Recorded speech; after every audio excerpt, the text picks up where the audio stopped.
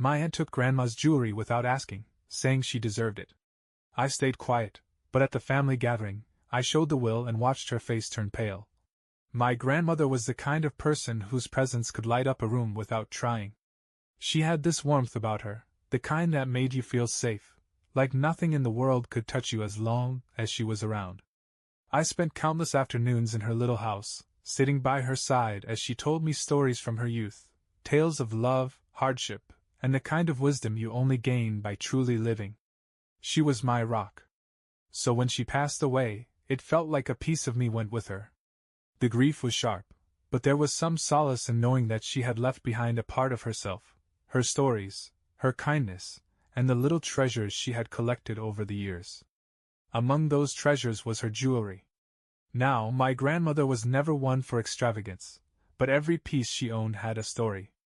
There was a delicate gold locket she had worn every day since my grandfather had given it to her on their anniversary. A sapphire ring she had inherited from her own mother. A pearl bracelet she used to let me hold as a child, telling me it was meant for someone special one day.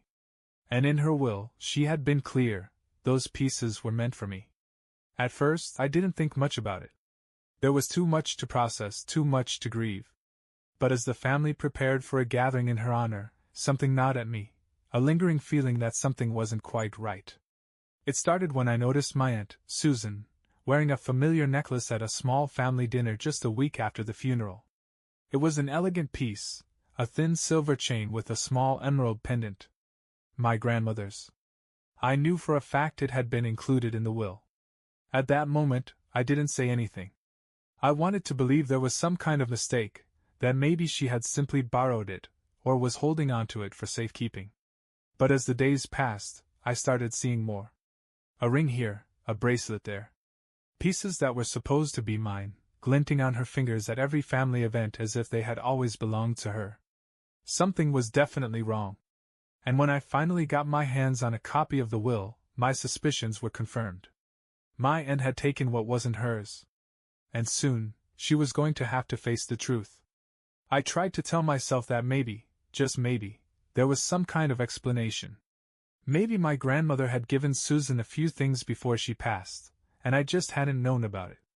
Maybe my aunt was holding on to them temporarily. But deep down, I knew better. So, I decided to dig a little deeper. I went back to my grandmother's house, where the rest of her things were being sorted. My mom and a few cousins were already there, going through boxes of clothes, old books, and other keepsakes. Everyone seemed caught up in their own tasks, so no one paid much attention as I slipped away to my grandmother's bedroom. The jewelry box. It had always sat on top of her dresser, a beautiful, worn wooden case with a tiny brass lock. I knew it well. I used to watch her open it, letting me admire each piece while she told me their stories. But when I opened it now, my stomach dropped. It was empty. Completely empty. Not a single necklace, not a single ring.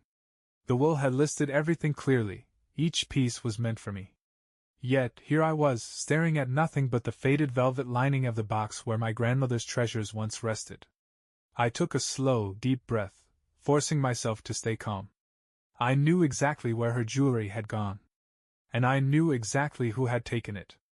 But before I confronted her, I needed proof. I turned away from the dresser and started searching. Drawers, cabinets, even the closet, anywhere she might have hidden something else of value. That's when I found it. Tucked inside a small shoebox in the back of the closet was a stack of papers. Old letters, receipts, and, most importantly, an envelope labeled will and estate documents in my grandmother's handwriting. My pulse quickened as I pulled it out. I flipped through the pages, scanning for the section about her personal belongings. And there it was. Every piece of jewelry was listed by name, with one clear instruction. To my grandson Matthew, as a reminder of the love and stories we shared. Not Susan. Not anyone else. Me. My aunt had stolen from me. And the next time I saw her, she was wearing my grandmother's pearl bracelet as if it had been hers all along. I wanted to confront her right then and there. I wanted to walk up to her, point to that pearl bracelet on her wrist, and ask her how she had the audacity to take something that wasn't hers. Something that had been meant for me. But I didn't. Not yet. Instead, I watched. The next few family gatherings were interesting, to say the least. My Aunt Susan paraded around like she had won some sort of prize. The more I paid attention, the more I realized she was showing off the jewelry. It wasn't just that she was wearing it, it was the way she wore it. She would hold her hand up a little longer than necessary when brushing her hair back, letting the rings catch the light. She would stretch her arms dramatically, ensuring everyone saw the bracelet. The necklace? Always carefully displayed above whatever blouse she was wearing. And the worst part? No one seemed to notice. Or if they did, they didn't say anything. I didn't know if they were too caught up in their own grief or if they just assumed Susan had a right to the jewelry. After all, she was my grandmother's daughter. Maybe they thought she had inherited it. But I knew the truth. So I kept watching. At one point, during a Sunday dinner at my parents' house, I caught her adjusting my grandmother's sapphire ring. The same ring I had once held as a child, feeling its smooth surface as my grandmother told me it had been passed down for generations. It had been meant for me. I clenched my fists under the table, biting my tongue so hard I could taste metal. Susan must have noticed my stare because she looked up and gave me a smug little smile. "Something wrong, Matthew?" she asked sweetly, tilting her head. I forced a smile back. "No," I said. "Just thinking." And I was. I was thinking about how, in just a few weeks, the entire family would be gathered in one place for the big memorial dinner in my grandmother's honor. I was thinking about how Susan would, without a doubt, wear all the jewelry she had stolen, proudly flaunting it in front of everyone. And I was thinking about how, when that happened, I was going to make sure she would never wear it again. Because by then, I would have everything I needed. The will. The proof. The words I had been waiting to say. And I was going to watch her face turn pale when she realized she had lost everything. I knew I had to be careful. Calling Susan out in front of the entire family without solid proof would only make me look petty. She was good at playing innocent, at twisting things to her advantage.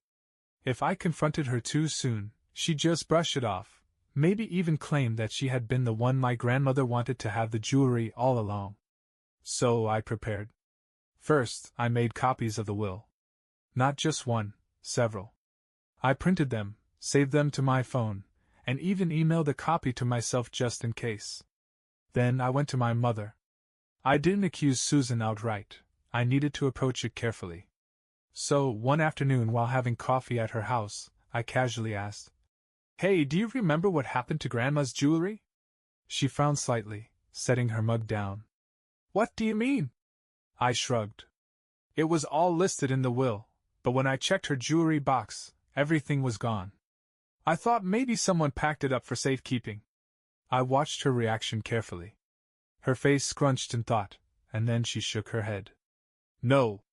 I don't think so. Last I saw, everything was still in her room after the funeral." "But—" she hesitated. "But what?" She sighed. "Now that you mention it, I did notice Susan wearing a few pieces. I assumed she had taken them because, well, she was Grandma's daughter. And if she had been left anything, that would make sense," I said evenly. "But she wasn't." My mother's eyes widened slightly. "Are you sure?" I pulled up the digital copy of the will on my phone and slid it across the table. "Everything was meant for me." She read in silence, her lips pressing into a thin line. I could see it, the moment realization sank in. The way her expression darkened, the flicker of disbelief, then anger. Finally, she looked up at me. "She didn't say anything about this. She just started wearing it as if it belonged to her." I nodded. "That's why I didn't say anything yet. I needed to be sure." My mother let out a slow breath, rubbing her temples. "That's unbelievable." I almost laughed. Unbelievable? No, it was exactly like Susan. Then, something shifted in my mother's expression. "Wait, she's been wearing the jewelry at every family gathering, hasn't she?" "Oh, yeah," I said. "And she's going to wear it at the memorial dinner." A slow, knowing smile crept onto my mother's face. "So that's when you're going to call her out?" I nodded. "In front of everyone." She leaned back in her chair, considering. Then, to my surprise, she smirked. "Good. That was all I needed to hear. With my mother on my side and the will in my hands, everything was set. All I had to do now was wait for the perfect moment. The night of the memorial dinner arrived faster than I expected. As I walked into my uncle's house, I spotted Susan immediately. And just as I predicted, she was wearing it all. The sapphire ring. The pearl bracelet. The emerald necklace. She was practically dripping in my grandmother's jewelry, smiling and laughing as if she had every right to it. I took a deep breath, steadying myself. Not yet. I greeted my cousins, made small talk, and waited. The room buzzed with conversation, the smell of home-cooked food filling the air.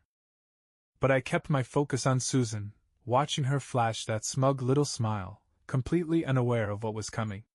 Then, as everyone sat down for dinner, my mother caught my eye from across the table and gave me a small nod. It was time. The clinking of silverware filled the room as everyone settled into their seats. The conversation was light, filled with shared memories of my grandmother, stories about her kindness, her humor, the way she always knew exactly what to say to make you feel loved. And then there was Susan. She sat at the head of the table, beaming, her hands moving dramatically as she spoke, flashing my grandmother's ring with every gesture. I let her talk. Let her bask in the attention. Let her think she had won. Then, as the table quieted and everyone began eating, I cleared my throat. You know, Grandma was always very clear about what she wanted for each of us, I said, keeping my voice calm. Susan glanced at me, raising an eyebrow. Of course she was, she said smoothly. She loved this family. She did, I agreed. And she made sure everything was written down properly, so there wouldn't be any confusion. I reached into my pocket and pulled out the folded copy of the will. Slowly, I set it down on the table in front of me. The shift in the room was almost immediate. People stopped eating. Heads turned. My uncle, seated across from me, leaned in slightly to get a better look. Susan's smile faltered. What's that? She asked, her voice just a little too casual. I met her gaze. Grandma's will. Silence. I let the weight of it settle over the table before continuing. The one that lists exactly who she wanted to have her belongings. Susan let out a short laugh. Oh, come on, Matthew. We don't need to get all technical about it. We're family. I tilted my head. Right. And as family, we should respect her wishes, don't you think? I saw it then, the flicker of panic in her eyes. She knew. She knew exactly what the will said. I unfolded the paper, smoothing it out on the table for everyone to see. Grandma was very clear. Her jewelry was meant for me. I looked up at Susan. Not you. Her face went pale. For a moment, the only sound in the room was the distant ticking of the clock on the wall. Susan's fingers twitched toward her bracelet, the one that wasn't hers, as if she could somehow hide it just by touching it. Across the table, my uncle picked up the will and skimmed through it. His brow furrowed. Matthew's right, he said, looking around. Everything was left to him. Murmurs rippled through the family. A few people exchanged surprised glances, while others stared at Susan, waiting for her to say something. She let out a breathy laugh, shaking her head. This is ridiculous, she said, forcing a smile. Mom would have wanted me to have something of hers. I was her daughter. I kept my voice steady. And yet she didn't put that in writing. Susan's face tightened. Well, maybe she meant to but didn't get around to it. I leaned back. Or maybe you just took what wasn't yours. That hit its mark. Her face turned even paler, her jaw tightening. She glanced around the table, as if searching for an ally. But no one came to her defense. Finally, my mother spoke. Susan, she said quietly, disappointment heavy in her voice. You knew what you were doing. Susan swallowed hard. It's just jewelry, she muttered, but her voice had lost its confidence. I folded my arms. Then you shouldn't have a problem giving it back. The room fell silent again. I could see it in her eyes, she was trapped. And for the first time, Susan realized she wasn't getting out of this one. Susan's fingers tightened around the bracelet, her knuckles turning white. She was scrambling, trying to find a way to spin this in her favor. You're seriously making a scene over this? She scoffed, forcing a laugh. It's family jewelry. It should stay in the family. I didn't flinch. It is staying in the family. With the person Grandma actually left it to. A few people at the table nodded. My uncle crossed his arms, my mother sighed, and even some of the cousins, who had been silent up until now, began whispering amongst themselves. Susan's eyes darted around, realizing the tide was turning against her. Oh, come on, she said, voice rising slightly. Mom wouldn't have wanted us to fight like this. She wouldn't want us to be so petty over material things. I exhaled slowly. Then why did you take them behind everyone's back? That shut her up. Her mouth opened, then closed. She knew she had no defense. Then, in a last-ditch effort, she scoffed and rolled her eyes. Fine, she muttered, yanking off the pearl bracelet and slamming it onto the table. Take it if it means that much to you. I didn't reach for it. Not yet. Instead, I held her gaze and said, all of it. Her eyes widened. I gestured to the necklace, the ring, every piece she had taken. All of it, Susan, I repeated. The color drained from her face. She hesitated. But at this point, the entire family was watching her. And she knew she had lost. One by one, she removed the pieces, placing them on the table in front of me with shaky hands. When the last ring hit the wood with a soft clink, I finally picked them up. Susan crossed her arms, her face twisted with resentment. I hope you're happy, she muttered.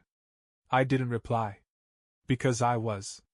Susan sat there, her arms crossed tightly over her chest, lips pressed into a thin line. She wasn't used to losing. She had expected to brush this off, maybe guilt-trip me into backing down. But now, with every piece of jewelry laid out in front of me, she had nothing left to say. The rest of the family watched in stunned silence. My uncle leaned back in his chair, shaking his head. My mother looked disappointed, her hands clasped in her lap. A few cousins whispered to each other, probably wondering how long Susan had been planning to keep up this act. Then my Aunt Linda, one of the older members of the family, cleared her throat. I can't believe you did this, Susan, she said, her voice carrying quiet anger. To your own nephew, no less. Susan let out a bitter laugh, shaking her head. Oh, come on, she muttered. It's just jewelry. That was the wrong thing to say. Then why did you fight so hard to keep it? I shot back. She flinched but quickly masked it. I was Mom's daughter, she insisted, turning to the rest of the table. I should have had something of hers. She left you plenty, my mother said flatly. She gave you keepsakes, photos, even some of her old books. You weren't left out.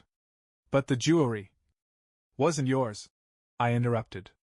Susan opened her mouth to argue again, but this time, no one was on her side. For the first time that night, she seemed to realize that no one was coming to her defense. The weight of the moment settled over the room. The shame of being caught. The humiliation of knowing she had been exposed in front of everyone. Finally, she let out a sharp breath and shoved her chair back. You all are ridiculous, she snapped, standing up. I don't have to sit here and be attacked like this. No one stopped her as she grabbed her coat and stormed toward the door. Then she hesitated, looking back at my mother. You're really okay with him treating me like this? My mother stared at her for a long moment before saying simply, I'm okay with the truth. That was it. That was the final blow. Susan scoffed, shook her head, and walked out, slamming the door behind her. The room stayed quiet for a few seconds after she left. Then, slowly, conversation started up again, the tension fading bit by bit. My uncle patted me on the back. You did the right thing, he said. My mother gave me a small, sad smile. Grandma would be proud. I nodded, looking down at the jewelry now sitting in front of me. It wasn't about the value. It never had been. It was about respect, respect for my grandmother's wishes, respect for her memory, and respect for what was right. And as I held the delicate pearl bracelet between my fingers, I knew one thing for sure. Susan had lost more than just the jewelry that night. She had lost the family's trust. The night ended with quiet conversations and lingering glances toward the door Susan had stormed out of. Nobody seemed eager to chase after her. Maybe, deep down, they all knew this was a long time coming. I sat there for a while, running my fingers over the jewelry, each piece a reminder of my grandmother's love. I wasn't sure what I was feeling. Relief? Satisfaction? Maybe a bit of both. As people started leaving, my mother stayed behind. She sat next to me, watching as I carefully placed each piece back into a small velvet pouch. She really thought she could get away with it, she murmured. I sighed. She almost did. My mother shook her head. Susan's always taken things without asking. She just never had to face the consequences before. I nodded, but I wasn't thinking about Susan anymore. I was thinking about my grandmother, about the afternoons we spent together, the stories she told me, the way she would smile when she caught me admiring her jewelry as a kid. This wasn't about the jewelry, I said quietly. My mother gave me a knowing look. I know. She patted my hand before standing up. Come on, let's go home. As I walked to my car, I felt lighter. Not because I had won, but because I had done what was right. I had honored my grandmother's wishes. Susan might never apologize, and she might never change, but that wasn't my problem anymore. What mattered was that my grandmother's treasures were back where they belong. And with them, so was her memory.